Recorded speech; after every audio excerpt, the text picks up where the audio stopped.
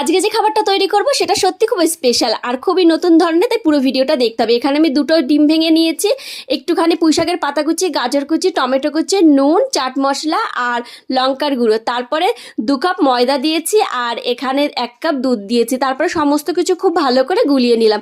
দেখুন ব্যাটারটা কিন্তু খুব বেশি পাতলাও করিনি আমি, এবার খুব বেশি ঘনও নয়। এবার ফ্রাইং প্যানে সাদা তেল দিয়ে 1 চামচ করে দিয়ে একটু ছড়িয়ে দিয়ে ঢাকনা দিয়ে ঢেকে রেখেছিলাম।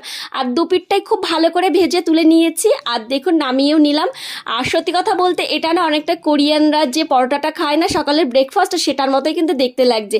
আর এই পরোটাটা না এত সফট হয়েছিল কি বলবো, দারুণ লাগছিল। আর এটাই আমি নতুন একটা কিছু ট্রাই করলাম। তো এই পরোটাটার ভেতরে আমি লম্বা করে শসা কেটে দিয়েছি আর ওপর দিয়ে একটু টমেটো সস দিয়েছি। তারপরে রোলের মতো করে নিয়েছি আর যাতে খুলে না যায় তার জন্য একটা টুথপিক লাগিয়ে দিয়েছি। একটা নতুন রোল হয়ে গেল।